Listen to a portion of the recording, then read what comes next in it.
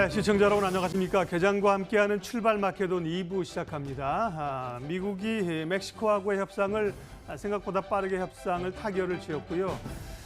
미국 증시 올랐습니다. 한 1% 넘게 올랐는데 우리 야간 선물은 그거보다는 좀 적게 한 0.6, 0.7% 상승 반영을 하고 있는 상황이네요.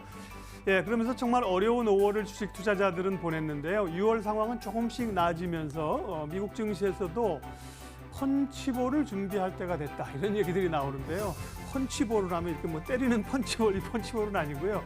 예, 음식을 담는 이런 보울을 우리가 이제 펀치볼이라고 하지 않습니까? 그래서 샐러드도 담고 미국에서는 주로 이제 파티할 때 칵테일이나 뭐 이런 술을 좀 담는 걸 펀치볼이라고 한대요. 그래서 우리 사실 6.25 때 보면 그 양구입니까? 철원에 보면 이렇게 펀치볼 전투, 그것도 이제 펀치볼 모양으로 이렇게 생겼다고 하는데요. 그게 중요한 게 아니라 어쨌든 이 말은 펀치볼이 돌아온다. 이 말은 미국에 이제 잔치를 준비할 때가 됐다. 다시 상위에 음식을 차리고 있다. 이런 말인데요.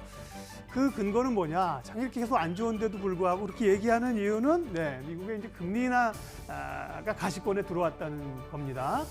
FOMC가 이제 당장 다음 주에 있죠. 6월 18일 있고요. 7월에 있고 9월, 10월, 12월 올해 이제 5번이 남았는데요.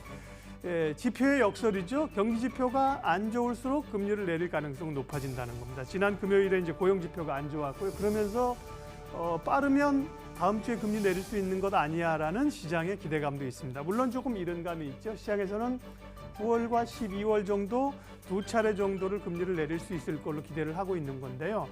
예, 어쨌든 간에 금리를 내린다는 것 자체가 사실은 경기를 막기 위한 것인데 미중 간의 무역 격돌 그리고 이제 연준의 금리 인하 만약에 두 가지 카드 가운데 어떤 것이 더 영향력이 크냐고 보면 당연히 미중 무역 갈등이 더 큰 영향력일 텐데 단기적으로 보면 사실은 금리 인하나 유동성의 공급도 무시할 수 없다는 겁니다. 그런 점에서 봤을 때 2008년 금융위기도 사실은 연준이 돈 풀어서 위기를 극복한 거고요.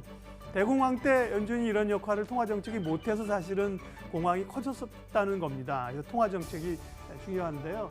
조심스럽긴 합니다만 금리 인하에 대한 기대감, 유동성의 공급, 단기적인 유동성 랠리 정도도 좀 기대할 수 있다는 게 시장에 좀 변화된 시각입니다.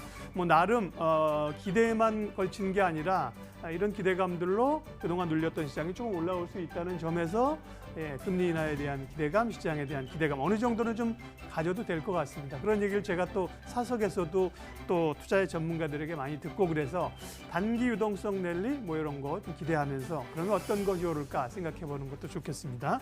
6월 10일 월요일 또 시장에 관한 이야기, 경제에 관한 이야기. 오늘은 또 이제 전반적인 최근 경제 상황 준비하는 코너 특별히 좀 다음 코너에 마련했는데요. 함께 가시죠.